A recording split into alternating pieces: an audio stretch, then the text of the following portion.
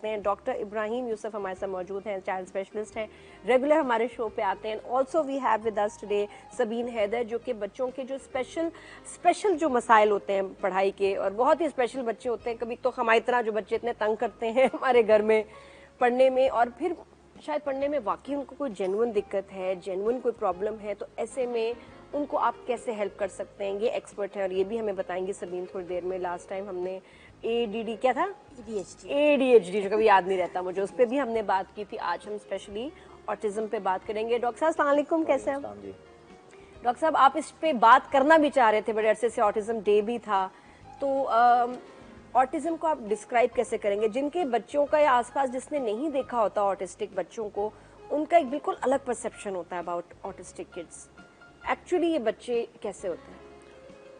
Basically दुनिया में तो अब ऑटिस्टिक बच्चों की जैसे रेगुलरली चेकअप्स पे आई मूवमेंट पे चेक कर लेते हैं छोटे बच्चों को, 6 मंथ्स 8 मंथ्स के बच्चों as early as 6 months. As early as 6 months. क्या मूवमेंट्स होते हैं? जैसे उसकी मूवमेंट्स, आई मूवमेंट्स बहुत तेज होती हैं, निस्टिकनेस की तरह होती है, ऐसे ऐसे ऐसे ऐसे कर रहे होते हैं। दूसरा, वो फोकस नहीं करते।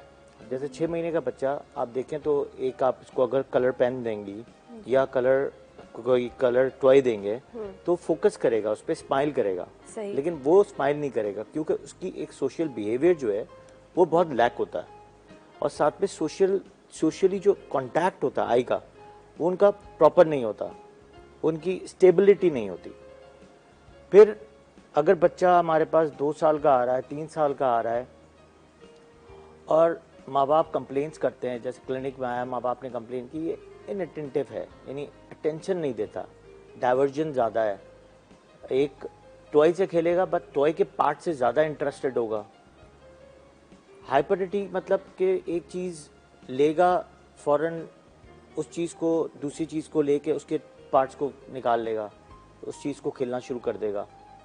साथ में इसकी जो सोशलिटी जो होती है, जैसे 1 साल का बच्चा एक सोशली जो एक्टिव हो जाता है, यानी लोग बैठना शुरू हो जाता है, स्माइलिंग फेसेस आ जाते हैं, नए लोगों से मिलकर खुश होना, बच्चों के साथ उनमें इंटरेस्ट पैदा करना, करीब जाना, उनके साथ खेलना, ये नहीं होता। ये नहीं करते।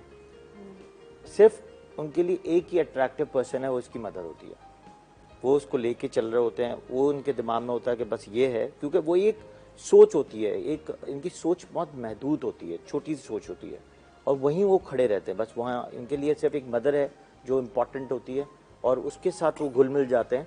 स्टिल उनके साथ भी स्माइलिंग फेस और सोशली एक्टिव नहीं होता है, लेकिन उनके साथ एक काम का जो ताल्लुक है, वो काम का ताल्लुक उनके साथ रह रहा होता है, क्योंकि माँ उसकी काम सारे कर रही होती है, तो उसको होता है कि यार ये एक पर्सन है जो मेरे क्लोज है, बाकी कोई मेरे क्लोज नहीं है।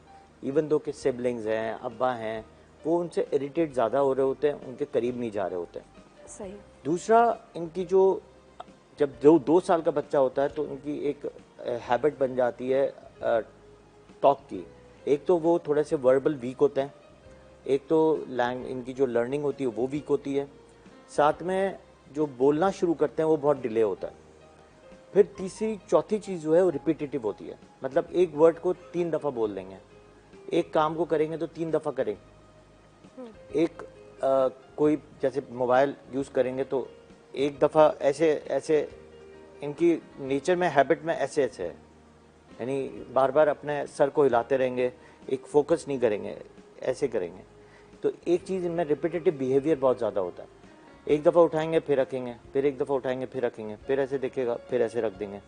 इनको एक चीज़ डेवलपमेंट डिले होती है। अच्छा, एक डॉक्टर इब्राहिम, ये आपने सुनी है, बड़ी अच्छी बातें की समीरा ने, साथ में मेरे मैसेजेस भी आ रहे हैं बच्चों के, तो हमने ऑटिज्म पे बात की है, कह रहे हैं कि बड़ों का, ये बच्चे बड़े होते हैं, फिर इनको ऊपर जिम्मेदारियां होती हैं, फिर उस वक्त जब आप प्रैक्टिकल लाइफ में आते हैं कोई सपोर्ट नहीं मिलती, किसी ऑर्गेनाइजेशन को, किसी जगह को कोई परवाह नहीं कि आपके क्या मसले मसाइल ये वो, दे जस्ट वांट बेस्ट काम।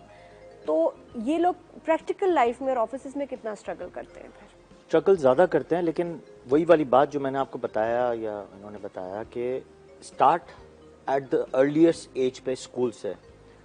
मैंने आपको और एक बात बताई कि इनकी जो बेस्ट फ्रेंड होते हैं वो मदर होती है, और वो मदर उनको एक चीज़ समझ सकती है, क्योंकि फर्स्ट ब्रीथ से जो साथ होता है ना वो होती है माँ, और वो उसको जितना समझ सकती है और कोई नहीं समझ सकता। वहाँ से ये जो आगे जाके जो लर्निंग डिसेबिलिटीज़ पे या वन फोकस स्टडी पे होते हैं, यानी एक सब्जेक्ट्स में वो बहुत मास्टर्स होते हैं, या हमने जब लर्निंग डिसेबिलिटी के प्रोग्राम किए थे तो एक डिस्लेक्सिया था, डिस्फेरेगिया था, ऑडियो विजुअल के प्रॉब्लम थे, इनको सबसे ज़्यादा होता है।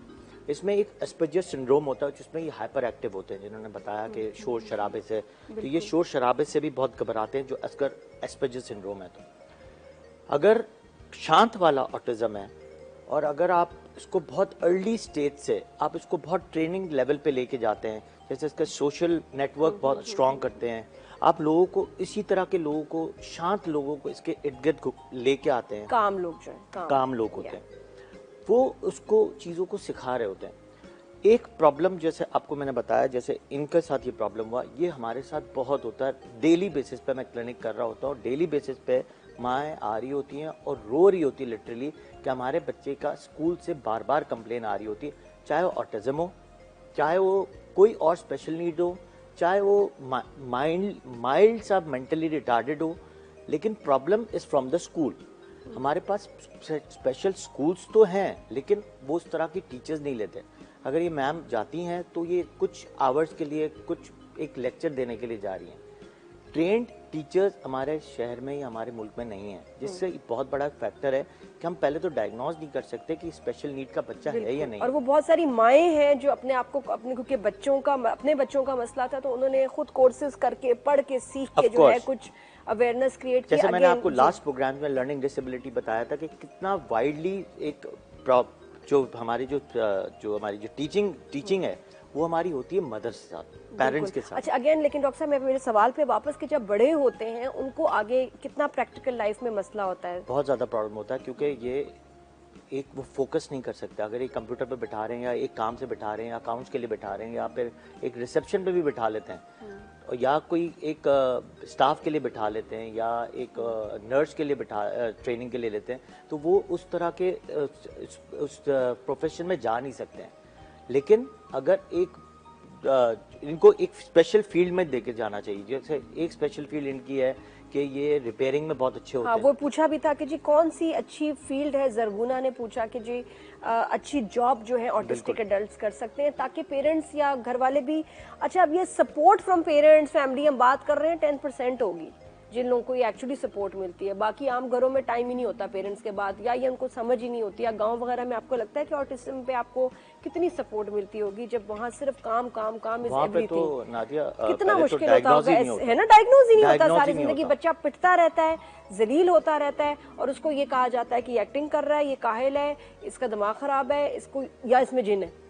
इतनी सारी चीजों से ऐसे बच्चे जो है ना जी, कुछ भी उनके साथ हो सकता है। आप सोचें, मैं तो कहती हूँ अगर आप गांव वगैरह में भी हैं तो प्लीज इनिशिएटिव लें और ऐसे बच्चों को आइडेंटिफाई करके उनके पेरेंट्स को समझाएं, वीडियोस दिखाएं, फिल्में दिखाएं कि उनको समझ आए कि ये मसला है और इसको ऐसे बच्चों को डिफरेंटली नाइसली हैंडल करें। अच्छा, आपने कहा इनके लिए फील्ड होती है, इनकी फील्ड होती है जैसे रिपेयरिंग की फील्ड। मैंने आपको एक वर्ड बताया कि इनकी जो एक हैबिट होती है कि वो पार्ट से खेलते हैं, तो they know how to play with the parts, तो रिपेयरिंग में बहुत अच्छे होते हैं। फिर साथ में क्योंकि वो एक फोकस्ड चीज पे होते हैं, मैकेनिकल चीज होते हैं, सोशली जो सिंगल काम करने वाली चीज है वो फील्ड जिसमें वो अकेले बैठे हैं और एक चीज पे फोकस करके काम करें। बिल्कुल, अगर कोई चीज की कटिंग करानी है तो they can do it as a chef, they can do it. But socially मैं कहूँ कि ये एक रिसेप्शन में बैठ के PR जॉब कर लें या स्टाफ का काम कर लें या लॉयर का काम कर लें, दे कांट डू इट, क्योंकि वो इतने बड़ी पब्लिक में दे विल गेट हाइपर एग्जिजरेटेड, यानी एकदम थोड़ी आइसोलेटेड जॉब्स जिसमें है ना स्किल बेस्ड स्पोर्ट्स या एक्टिविटीज जिसमें अकेले, जैसे चेस वगैरह जिसमें अकेले खेलना हो, बोर्ड गेम्स या वो कार्ड्स के, तो उसमें they don't have a problem as long as team coordination और ये सारी चीजें हैं। डॉक्टर साहब ये चीजें they are very good in chess, carrom boards, उसमें बहुत अच्छे प्लेयर्स होते हैं। अच्छा, आपको लगता है कि बच्चों को जब एडमिशन के लिए लेके जाए किस तरह के स्कूल्स आप प्रेफर करेंगे बच्चों के लिए? स्पेशल स्कूल्स भी हैं, आम स्कूल्स भी हैं, और जाएं तो क्या सवाल करें वहाँ टीचर से? लेकिन पहले तो आपको ये जब जाता है बच्चा तो आपको पहले तो मदर को पता होता है कि मेरे बच्चे के साथ ये प्रॉब्लम है, क्योंकि जब माँ स्टार्ट ही करती है जब 18 महीने 2 साल पे, तो उसको पता होता है कि यार मेरे बच्चे के साथ कोई प्रॉब्लम है। मैंने आपको कहा 6 मंथ पे एक अच्छा पीडियाट्रिशियन डायग्नोज कर देगा ये ऑटिस्टिक है कि नहीं है, क्योंकि वो गेज इनका जो है प्रॉब्लम होती है। उसमें भी अगर बाहर के मुल्कों में देखें तो दे हैव अ मशीन, वो क्या करते हैं यहाँ पे डॉट लगाते हैं और कैमरे पे फुल मॉनिटरिंग कर रहे होते हैं। वहाँ पे इसकी मूवी रिकॉर्ड हो रही होती है कि ये जो गेज है वो इसकी गेज से साथ ज़्यादातर मूवमेंट, इसकी सबसे ज़्यादा आई की मूवमेंट हो रही होती है, वहीं वो पकड़ लेते हैं कि ऑटिस्टिक है कि नहीं है। फिर जब आप स्कूलिंग पर जब वहाँ जा रही होती है तो पहले तो सवाल ये करना चाहिए कि आपके पास सोशल नेटवर्किंग के लोग कितने हैं, काम लोग हैं कि नहीं है, टीचर्स की क्वालिफिकेशन क्या है, टीचर्स स्पेशल नीड्स के बच्चों को पढ़ा सकती है नहीं पढ़ा सकती, क्योंकि वो टीचर्स बिल्कुल डिफरेंट होती हैं। एक टीचर्स जो बीएड करके आती है और एक टीचर्स जो एमफिल करके हायर स्टडीज़ करके और इन बच्चों के लिए स्पेशल नीड की अलग ट्रेनिंग कोर्स करके आते हैं, वही बच्चों को पढ़ा सकते हैं। अगर फर्ज करें कि मेरी एक बात करें कि अगर आम पीडियाट्रिशियन आपके साथ ऑटिस्टिक या लर्निंग डिसेबिलिटी पर बात भी नहीं कर सकता, स्टिल वो ओपीडी में क्लिनिकल स्पेशल नीड्स के बच्चों को देख भी नहीं सकता, क्योंकि उनको एक्सपीरियंस नहीं होता। Experience counts a lot. तो ऐसे टीचर्स, आपको पता है सबसे इम्पोर्टेंट माँ के साथ जो इम्पोर्टेंट है वो आपके सबसे ज़्यादा आवर्स गुजरते कहाँ, स्कूल में। स्कूल अगर अच्छे हैं, स्कूल में एजुकेशन सिस्टम अच्छा है तो किसी को भी कहाँ से कहाँ पहुँचा देते हैं। बिल्कुल, लेकिन बहुत इम्पोर्टेंट। और इवन एक teacher can just change your life. बिल्कुल, ऑफ कोर्स, यानी आपको पता होना चाहिए कि उसको पढ़ाना कैसे है, उसको लेके कैसे चलना है, उसके बिहेवियर को कैसे लेके चलना है, उसको सोशल नेटवर्क कैसे बनाना है, उसकी जो इंटरैक्शन है, जो रिपीटेटिव बिहेवियर है, उसको साइलेंट कैसे करना है, उसको फोकस कैसे करना है। फोकस आप टॉयज से करते हैं एक, और प्लस साथ में आपको बताऊं बाहर के मुल्कों में, यहाँ पे तो नहीं है लेकिन बाहर के मुल्कों में तो इंडिविजुअल क्लासेस होती है, 1-to-1 होता है, क्योंकि उसके लिए बच्चों के लिए बहुत टाइमिंग चाहिए। फिर स्लो करने के लिए इनको बेल्ट्स बना देते हैं जो हैवी वेट बेल्ट्स होते हैं, तो बच्चा स्लो हो जाता है, वो भागता नहीं है एक चीज़ से। फिर इनको फिशिंग करना सिखाते हैं, इनको प्लेट में चीज़ लेके उसको आहिस्ता आहिस्ता एक एक चीज़ रखना सिखाते हैं, और ये बार-बार करना बड़ा जरूरी है ताकि वो बच्चे का पैटर्न बन जाए, उसको आदत हो जाए। Thank you so much doctor साहब, थैंक यू सबीन, बहुत शुक्रिया for being on the show.